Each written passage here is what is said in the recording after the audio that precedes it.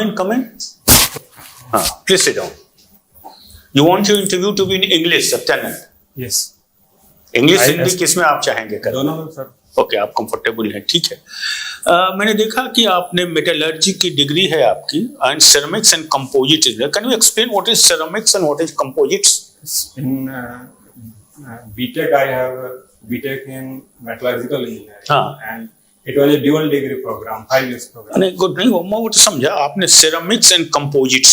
What is ceramics and what are composites? ये बताइए. Ceramics are the inorganic oxides like silica SiO2 or ceria CO2.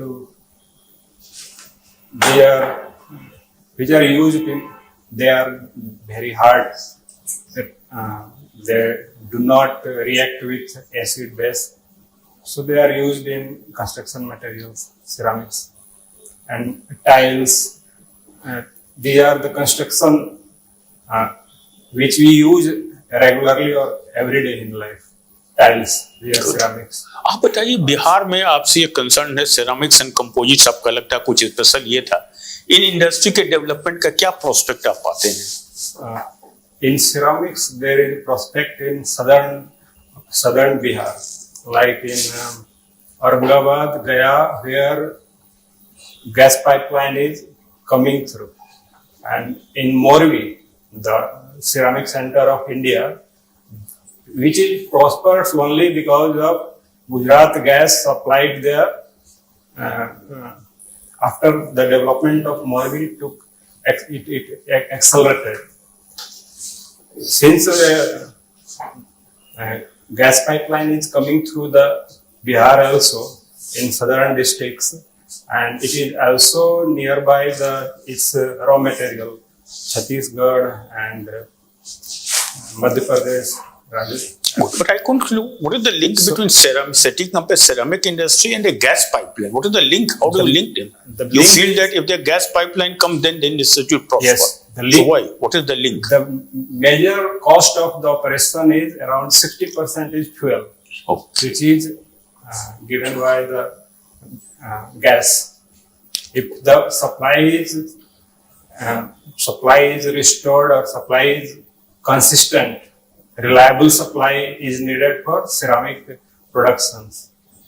And 75% of the Gujarat gas is supplied to only Morbi city.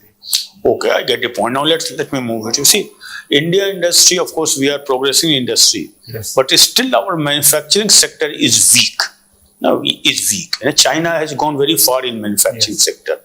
What, in your view, should be done to improve the manufacturing sector, and some incentives of the central government or even Bihar government, if you have any idea, you can say something on this. First of all, we have to pick up all the lower hanging fruits, like where our low skill employee or labor base can be utilized properly, and only in the MSME sectors we can promote, like all the developed countries of the Eastern Asia, like South Korea, and these are developed by following some, like first they followed the footwear, then apparel sectors, and then progressively they have gone into the high technology sector.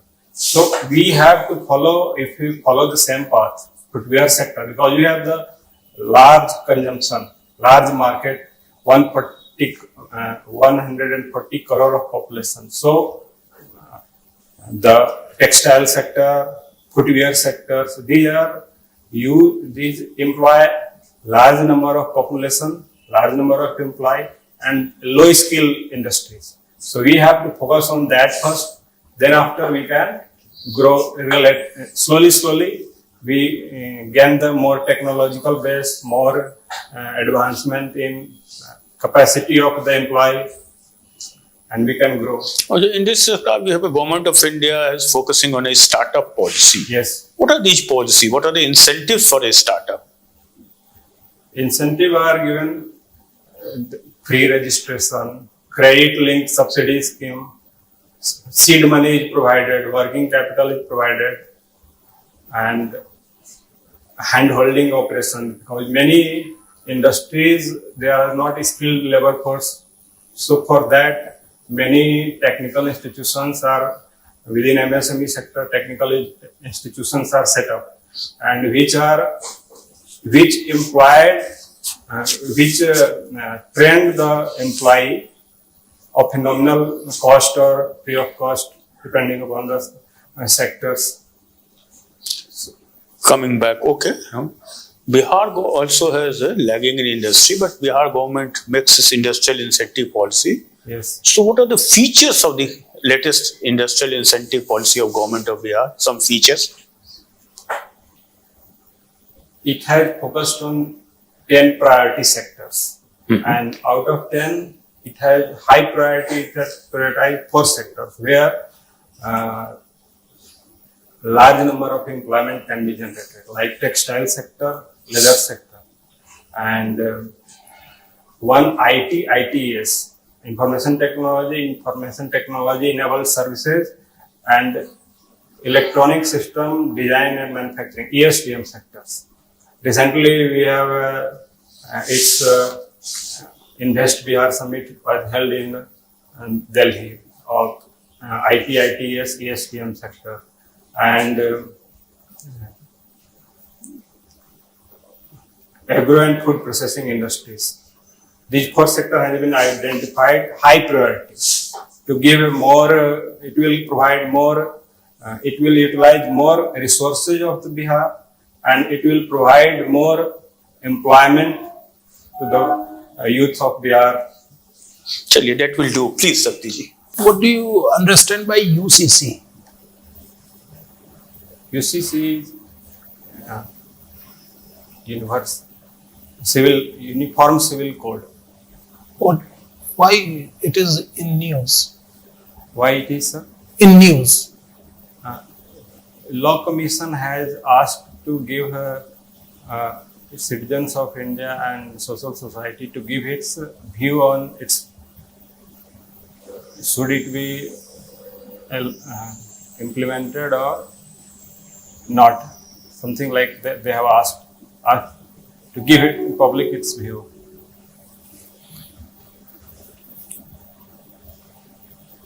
You know the concept about the Uniform Civil Code? Yes, basic I understand. What is the basic? All in the matter of marriage, inheritance, divorce, related to the family laws, it should be similar to every citizen of this country. Every citizen or all religion? UCC for every citizen of this country. And if it is implemented, it will be similar for everyone. And if it is not implemented, personal laws has been allowed. Like Muslim Personal Law Board has their own law for civil laws for marriage, divorce, etc. Is it mandatory for all? No.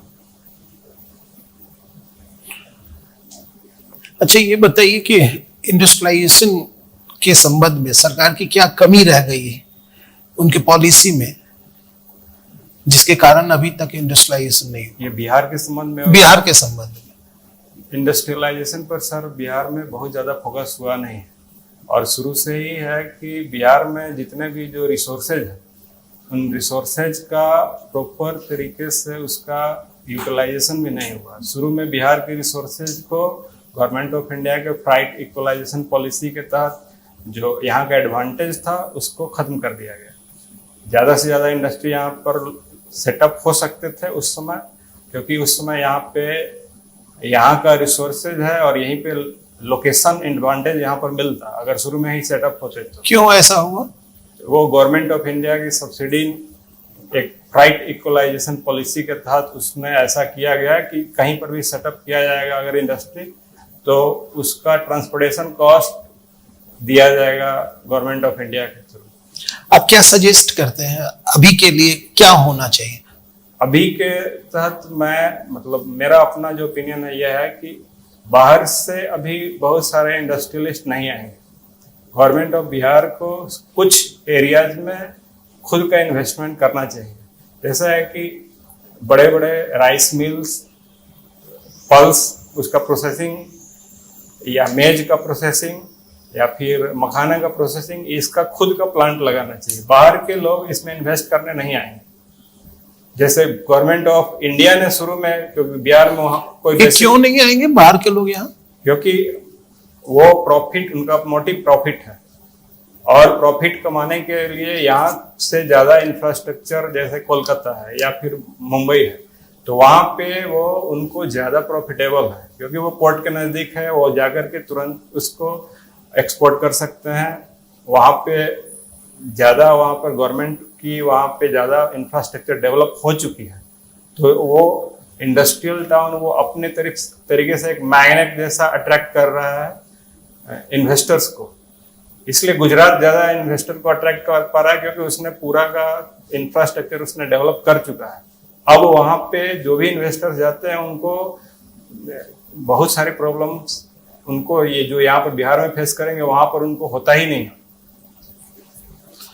अब मुझे ये बताइए कि बिहार के overall development के लिए किन किन चीजों की आवश्यकता है? सबसे पहले तो है कि एग्रीकल्चर वेस्ट इंडस्ट्रीज, जिसको मैंने अभी पॉइंट में बताइए। एग्रीकल्चर वेस्ट इंडस्ट्री पर फोकस करना है। उसके बाद एमएसएमई इंडस्ट्रीज में leather, textile, food processing industries, इसको जितना भी आगे बढ़ाया जा सकता है बढ़ाना चाहिए। इसके अलावा जो लो टेक्नोलॉजी इंडस्ट्रीज है मेटल से रिलेटेड, मैं मेटलर्जी का हूं तो मैं अपना एक इनपुट उसमें दे रहा हूं कि मैं मेटल से जैसे एलॉइंग करना कोई बहुत बड़ी टेक्नोलॉजी नहीं है, तो हम एल्युमिनियम, ब्रोंज, जैसा है कि हम लोगों के पास बोध गया में हम बुद्ध भगवान का ब्रोंज का स्टैचू बना करके हम इसको एक्सपोर्ट कर सकते हैं। इसको बिहार में जीआई टैग भी मिल सकता है, और ये बहुत बड़ी इंडस्ट्री और बहुत बड़ी इसमें नहीं है, लेकिन उसके अगर हम इसको डेवलप कर लेंगे तो इसमें से एक ये धीरे धीरे होकर के ग्रो करके एक बहुत बड़ी इंडस्ट्री बन सकती है एक्सपोर्ट मामले में, ब्रोंज की इंडस्ट्री के लिए। क्योंकि कुर्की हार, नवादा, गया, इसी के आसपास में हम लोग। ठीक है, पॉइंट में नेक्स्ट। इसके बाद हम लोग जितने भी जो हॉर्टिकल्चर प्रोडक्ट है या फिर हैंडलूम से सब के जितने भी प्रोडक्ट्स है, इसके लिए हम गवर्नमेंट के लिए एक मार्केट प्लेस को डेवलप करना चाहिए, जहाँ पे सारा जितने भी जो एमएसएमई के लिए है वो वहाँ पर अपना बेच सके। Marketing is also a big problem for manufacturer and producer. तो वो अगर बेच सकते हैं तो वहाँ पे सबसे पहले है कि सबसे बड़ा प्रॉब्लम ये होता है कि प्रोडक्शन करने के बाद वो बेच नहीं पाते, वो मार्केट में समझे। नेक्स्ट, उसके बाद गवर्नमेंट के साइड से जो जितना भी जो awareness, infrastructure development, promotion, export promotion, hand हेल्डिंग experience, ये सब करना होगा। अच्छा, कब किया आपने ग्रेजुएशन? मैंने ग्रेजुएशन सर 2008 में की है। 2008 में। और अभी क्या कर रहे हैं? उसके बाद से मैंने IBM में 1.5 ईयर का जॉब किया था। उसके बाद फिर मैं एक अमेरिकन हेज फंड कंपनी के दिल्ली ऑफिस में 2015 तक काम किया। उसके बाद फिर मैं अपने घर पे फैमिली रीजन के कारण मैं पटना आ गया, और उसके पटना में आने के बाद मैंने टीचिंग का लाइन स्टार्ट किया, और मैं IIT, JEE और नीट के लिए फिजिक्स पढ़ाता हूँ। ठीक है, तो आपने जॉब बार बार क्यों चेंज किया? पहला है कि सर सॉफ्टवेयर से जो उस समय की जो सिचुएशन थे उसमें मुझे जहाँ पे रखा गया था उसमें वो एक मतलब वो डेस्क पे रखे हुए थे, मंथ में 2-3 दिनों 4 दिनों तक काम होता था, और उसमें ज्यादा काम उसमें नहीं होता क्योंकि प्रोजेक्ट्स नहीं थे। तो उस समय मैंने दूसरे जॉब के लिए भी वो सर्च करना शुरू किया कि हो सकता है कि ये यहाँ पे ठीक से वो इसमें से ग्रोथ नहीं हो। तो फिर मुझे वो उससे अच्छा जॉब, हाई पेइंग और उससे ज़्यादा चैलेंजिंग जॉब मुझे मिला तो फिर मैं उसमें चला गया। और वहाँ के बाद मैं टीचिंग लाइन में फैमिली रीजन के कारण आया। मेरी मॉम और मेरी आंटी दोनों एक ही साथ उन दोनों बीमार हो गए और एक को पूरा लंग्स का उनका कैपेसिटी रिड्यूस होकर के 25% हो गया, तो उनको हमेशा हॉस्पिटल में भर्ती करना पड़ता। तो मेरे बड़े भाई यूएस में है और छोटा भाई मेरा यूके में है, लंदन में रहता है। तो मैं ही केवल देख रेख करने के लिए था। तो उस समय थोड़ा सा रिस्पॉन्सिबिलिटी मेरे पे आया, तो मैं लगभग 1-1.5 साल के लिए उस समय मैं घर पे ही आकर के मेरा वहां पर हो गया। तो इसके कारण फिर यहाँ पे आने के बाद मुझे टीचिंग में आ गया। टीचिंग में, क्योंकि यही है कि यहाँ पर मुझे जॉब के नाम पर मुझे यह मिला। अच्छा, अब मुझे ये बताइए कि टीचिंग में आप थे, तो टीचिंग तो बढ़िया है जी, बहुत बढ़िया है, उसमें जी। तो पैसा भी अच्छा मिलता है। जी। और यहाँ पे आप आएंगे तो यहाँ सैलरी अच्छा नहीं है, जो आपको टीचिंग में होता है उससे कम ही सैलरी यहाँ। तो आप कैसे एडजस्ट करेंगे? क्योंकि आप तो पहले आप यूएस में भी आप काम कर चुके नहीं, हैं, यूएस यूएस कंपनी के लिए, यूएस का ऑफिस दिल्ली में। दिल्ली में वहां काम कर चुके हैं आप। जी। और फिर उसके बाद टीचिंग में भी यहाँ पे, तो इस सब जगह पर जो सैलरी आपको मिल रही है यहाँ तो वो सैलरी है नहीं, तो फिर यहाँ क्यों आना चाह रहे हैं आप? सर, केवल सैलरी के लिए ही लोग काम नहीं करते हैं, उसके अलावा कुछ जॉब सेटिस्फैक्शन भी है। और मैंने टीचिंग में जॉब सेटिस्फैक्शन नहीं है? टीचिंग में भी जॉब सेटिस्फैक्शन है अपनी जगह पर, वो भी एक सही जॉब। लेकिन है कि मेरा जो टेक्निकल एक्सपीरियंस है। प्रेफरेंस किसको देंगे आप? इस पोस्ट को आप देंगे या टीचिंग को देंगे, या पहले जो आप काम कर रहे थे उसको आप देंगे? नहीं, मैं इस पोस्ट को दूंगा। इस पोस्ट को देंगे क्योंकि आप यहाँ इंटरव्यू दे रहे हैं, इस कारण बोल रहे हैं? नहीं, इस जॉब में मेरे सारे प्रीवियस जितने भी जो एक्सपीरियंस है, मेरा स्टडी किया हुआ है, सारे का यूटिलाइजेशन होगा। टीचिंग में उसका यूटिलाइजेशन नहीं है? टीचिंग में उतना यूटिलाइजेशन नहीं। तो आपके लिए पैसा जो है बहुत मायने नहीं रखता है, आपके लिए काम जो है वो ज्यादा मायने रखता है। मैं ऐसा कह सकता हूँ, थोड़ा सा पैसा कम भी रहेगा, लेकिन वर्क जो है वो मेरे एबिलिटी को यूज करे, मेरा जो एक्सपीरियंस है उसका जो यूज आपको नहीं लगता है कि स्टेबिलिटी जो है वो एबिलिटी के तुलना में ज्यादा इंपॉर्टेंट है? क्योंकि आपको टीचिंग में जो है वो परेशानी हो रही है, इस कारण आप स्टेबिलिटी की ओर आप बढ़ना चाह रहे हैं, आपको लगता है कि आप डिपेंडेंट है? नहीं सर, इसमें तो मैं शुरू से ही है कि मैं चैलेंजेस को एक्सेप्ट करता हूँ। और ऑलमोस्ट मैं जो टीचिंग भी कर रहा हूँ तो ऑलमोस्ट 1.5 ईयर और 2 इयर्स के आसपास में एक प्लेस से दूसरे प्लेस आना जाना होता ही है। तो मैं लगभग अब तक 4 या 5 जगह लगभग इंडिया के अलग अलग कॉर्नर पे पढ़ा। अलग अलग कोचिंग इंस्टीट्यूट में? जी। कोचिंग इंस्टीट्यूट में भी अलग अलग जी। पढ़ाया जी। तो वहाँ स्टेबिलिटी नहीं है ना? वो एक फैक्टर है, हो सकता है वो एक फैक्टर। ये बात तो मैं पूछ रहा था आपसे कि जो एबिलिटी है उस एबिलिटी के साथ साथ स्टेबिलिटी भी इम्पोर्टेंट है?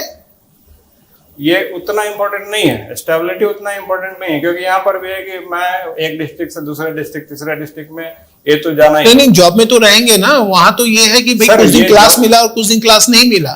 सर, जॉब में तो वहां पे है कि मैं मतलब मेरी जो एबिलिटी है उसके अनुसार मैं जॉब आज यहाँ पे कर सकता हूँ, कल वहां पे कर सकता हूँ, 1 मंथ और 2 मंथ का ब्रेक लेकर मैं कहीं पर भी वो कर सकता हूँ। ट्रैकिंग स्टॉक्स क्या है ये? सर, मैंने 2009 से लेकर के 2015 तक मैं यूएस कंपनी के साथ उसमें मैंने काम किया है। वो पूरा का कंपनी इक्विटी और डेरिवेटिव मार्केट में काम करता था। उसमें हम लोगों का काम था कि यूएस और इंडियन स्टॉक का एनालिसिस करके उसका किस में ग्रोथ होने की संभावना है, तो वो उसको करते करते वो धीरे धीरे मेरी हॉबी में भी आ गई। तो मैं अपने पर्सनल लेवल पर भी कुछ स्टॉक को ट्रैक करता हूँ, जिसमें मुझे लगता है। ये निफ्टी और बॉम्बे स्टॉक में क्या अंतर है? Nifty sir national stock exchange NSC का उसका इंडेक्स है, और बीएससी बॉम्बे स्टॉक एक्सचेंज का है सेंसेक्स। ठीक है, दोनों में कुछ अंतर है क्या? दोनों अलग अलग स्टॉक एक्सचेंज का इंडेक्स है। ये निफ्टी में इंडिया के 50 हाईली जो सबसे ज्यादा लिक्विड स्टॉक्स है और सबसे ज्यादा जिसका मार्केट कैपिटलाइजेशन हाई है उनका है, और निफ्टी में टॉप 30 स्टॉक्स के, सॉरी सेंसेक्स में टॉप 30 स्टॉक्स के। यूनिकॉर्न क्या होता है? सर, यूनिकॉर्न जो स्टार्टअप में जिन लोगों का $1 बिलियन डॉलर जिनका मार्केट कैपिटलाइजेशन या वैल्यूएशन हो रहा है, उसको हम लोग अभी के लैंग्वेज में यूनिकॉर्न उसको कहा जा रहा है। बिहार में कोई यूनिकॉर्न कंपनी? स्टार्टअप में सर यूनिकॉर्न मुझे तो नहीं पता है, सॉरी सर, लेकिन एक कंपनी है एग्रो इंडस्ट्री की और डेवलप हो रही है बहुत तेजी से। हो सकता है कि 2-3 साल में देहात करके कुछ नाम है। तो इंडस्ट्री में बिहार में आप चाहेंगे कि कोई प्राइवेट सेक्टर आके आप गवर्नमेंट के साथ कोलैबोरेट करके उस यूनिकॉर्न कंपनी बन जाए? ऐसा, हाँ ऐसा हो सकता है। हो सकता है। ठीक है, तो क्या क्या आप प्रोजेक्ट मैनेजर बन जाएंगे तो उनको आप क्या क्या फैसिलिटीज, किस किस टाइप के फैसिलिटीज देंगे जिससे वो डेवलप करेंगे, हमारा राज्य डेवलप करेगा? सबसे पहला है कि उन लोगों को यहाँ पे इस तरीके से अगर इन्वेस्टर यहाँ पर आ रहे हैं तो सबसे पहला है कि उन लोगों को कोई भी यहाँ पे कुछ भी जो यहाँ के जो एक प्री कंसेप्ट नोशन है कि ये प्रॉब्लम होता है, तो उस सारे प्रॉब्लम को पहले ही प्रायोरिटी करके कि ये इन्वेस्टर ऐसे बोल सकते हैं, तो वो सारे को पहले ही से इनके बारे में कुछ ऐसा नहीं हो, उसके लिए one single window clearance system जो डेवलप किया गया है उसके अनुसार अच्छे से सपोर्ट सिस्टम उसका डेवलप किया जाएगा। हमारे बिहार के स्टार्टअप पॉलिसी में भी ऐसे SSU कर करके एक है support system, startup support unit develop किया गया है, जो बाहर से जितने भी जो इन्वेस्टर, एंजल इन्वेस्टर या सब आएंगे उसके लिए भी। आपका जो इंडस्ट्री एक्सपीरियंस रहा है जी, उस इंडस्ट्री एक्सपीरियंस का प्रोजेक्ट मैनेजर में क्या रोल होगा?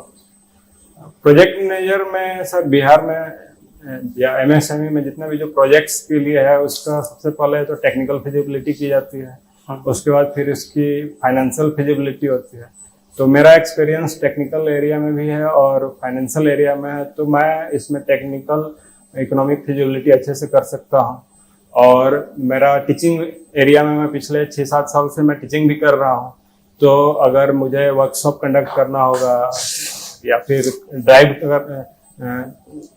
अलग अलग जो ट्रेनिंग मॉड्यूल्स डेवलप करना होगा, अगर कोई इस तरीके का जो सीनियर्स जो बोलेंगे कि इस तरीके से कोई इंडस्ट्री के लिए या उसमें से डेवलप करने के लिए, तो वो भी मैं कर सकता हूँ। और फिर उन लोगों का ट्रेनिंग मॉड्यूल बना करके क्लासेस भी कंडक्ट कर सकता हूँ। ओके, अच्छा आप फिजिक्स पढ़ाते हैं ना? जी, ठीक है, ये डोपिंग क्या होता है फिजिक्स में? डोपिंग सर होता है कि कोई भी सेमीकंडक्टर में अगर बहुत स्मॉल अमाउंट में इन द पार्टिकल पर मिलियन ppm उस कॉन्सेंट्रेशन में अगर इम्प्योरिटी, उसको इम्प्योरिटी नहीं कहेंगे, उसमें है कि क्योंकि वो इंटेंडेड इम्प्योरिटी उसमें ऐड किया जाता है उसके प्रॉपर्टी को बढ़ाने के लिए। जैसे अगर हम सिलिकॉन है तो वो 4th ग्रुप का एलिमेंट है, तो उसमें 3rd ग्रुप और या फिर 5th ग्रुप उसके एलिमेंट को अगर ऐड करेंगे तो उसके कारण N टाइप और P टाइप सेमीकंडक्टर डेवलप होता है। डेवलप होगा, ठीक है। अगर मान के चलिए कोई N टाइप सेमीकंडक्टर है या फिर P टाइप सेमीकंडक्टर है, जी, अगर मैं उसको 0 केल्विन पे रखता हूँ, ठीक है, अगर मैं इसको 0 केल्विन पे रखता हूँ तो क्या वो एज ए कंडक्टर की तरह काम करेगा? नहीं, वो सेमीकंडक्टर जैसा काम नहीं करेगा, क्योंकि सेमीकंडक्टर में ये जो प्रॉपर्टी आता है वो उसके थर्मल एक्साइटेशन से होता है होल, और उसमें वो फिर कंडक्ट नहीं होंगे। ओके, कंडक्ट नहीं होगा जी। तो कैसा काम करेगा? फिर वो 0 डिग्री केल्विन पे उसमें मेटल का जो प्रॉपर्टी होगा वो केवल वैसा ही रहे। मेटल की प्रॉपर्टी है, जैसे सपोज मैंने सिलिकॉन में ऐड किया, तो सिलिकॉन तो मेटल है नहीं, तो सिलिकॉन का जो प्रॉपर्टी होगा उसके जैसा वो बिहेव करेगा, 0 डिग्री केल्विन पे जैसा सिलिकॉन करता है वैसा करेगा। ओके, ठीक है। ये सेरामिक इंडस्ट्री जी बिहार में डेवलप क्यों नहीं हो सकता? सर, सेरामिक इंडस्ट्री बिहार में अभी तक इसलिए नहीं डेवलप हो सका है क्योंकि यहाँ पर फ्यूल का शॉर्टेज है, फ्यूल का रिलायबल सप्लाई नहीं है, और उसके अलावा फिर है कि यहाँ पर उसके लिए एक बड़ा इन्वेस्टमेंट की भी जरूरत पड़ती है, अराउंड 100 करोड़, मिनिमम 50 करोड़ के आसपास। आई हैव विजिटेड मोरवी और मैं वहाँ पे सारा चीज देखा हूँ, तो मिनिमम भी जो है 50 to 75 करोड़ के आसपास में इन्वेस्टमेंट चाहिए। तो इतने बड़े लेवल पे इन्वेस्टमेंट यहाँ पे, कैपिटल यहाँ पे लोगों में सर थोड़ा की कमी है, तो इसके कारण वो नहीं मतलब है। और उसके अलावा रॉ मटेरियल हम लोग इंपोर्ट कर सकते हैं। बिहार गवर्नमेंट अगर थोड़ी सी सब्सिडी देगी तो राजस्थान जैसे price equalisation policy government of India ने लगाई थी, तो ऐसे बिहार भी लगा करके वो सारा इंपोर्ट बाहर से कर सकती है। ठीक। ठीक है, आप जा सकते हैं सत्यानंद जी, आपका इंटरव्यू ओवर हुआ।